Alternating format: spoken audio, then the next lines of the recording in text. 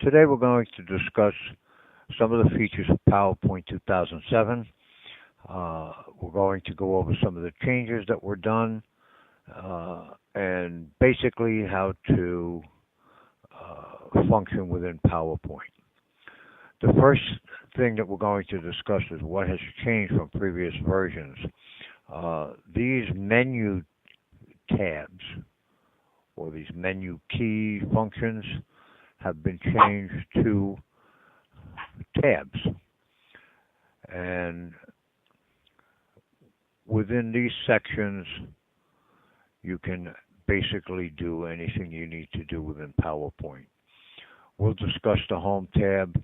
Basically here you have most of the commands that you use most often within PowerPoint. You have your text fonts, your size, bold, italic, underline, whether you want it centered, justified, etc. You can insert bullets, different types of bullets, insert new slides, choose a layout, reset it, delete it. The second tab is Insert. Within the Insert tab, you can add graphics and photographs. You could then have each one of those graphics and or photographs animate by coming up here and clicking animations. We'll get to that in a second. Basically, when you start PowerPoint, you have a blank screen, and the first thing or the first step would be to choose a design. Now, you can choose some of the pre-formatted designs that you see down below, or you can insert your own and create your own. You can take a photograph that's in your computer, stretch it out over the background, and save it as a template, and then just type over it by inserting text boxes and etc. And we'll get through that in part 2 of this video. Here's a background that was done with a photograph, and then we added a text box and put in the word background. And then what we did was we animated that background using a custom animation, and we also added a sound effect so that each time a letter drops, you'll hear it like a typewriter.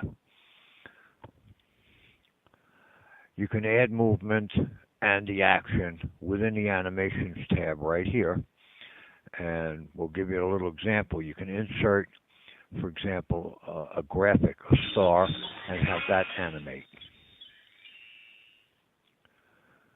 And basically that's what you're going to do within the animations, and that's by clicking this tab right here, Custom Animation, or you can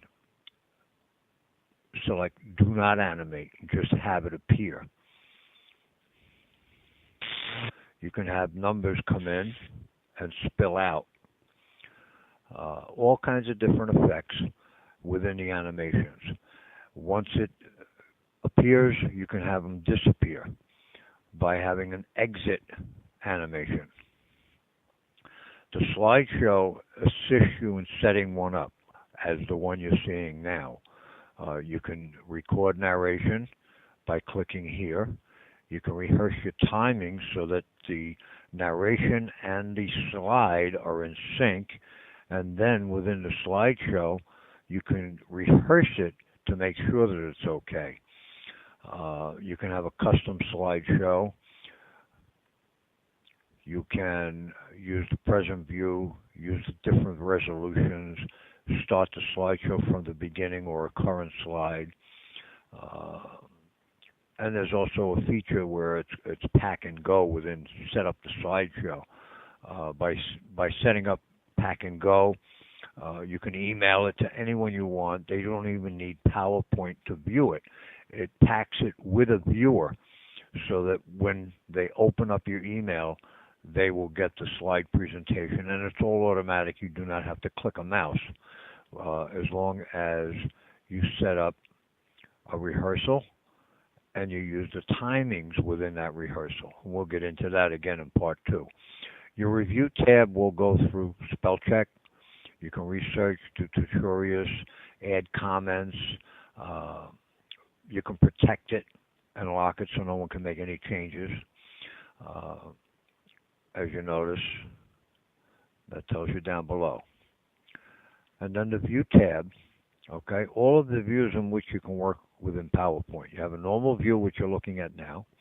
You have a slide sorter, which will put every slide that you have in your presentation in a chronological sequence, and then you can just click it and move it to any part of the slideshow that you want. You can view notes and pages. You can have a handout master where it will put each little slide with a note underneath for handouts in a presentation. You can change colors and do just about whatever you like. Questions will be answered in the next presentation. This is the end of this video. We hope you enjoyed it.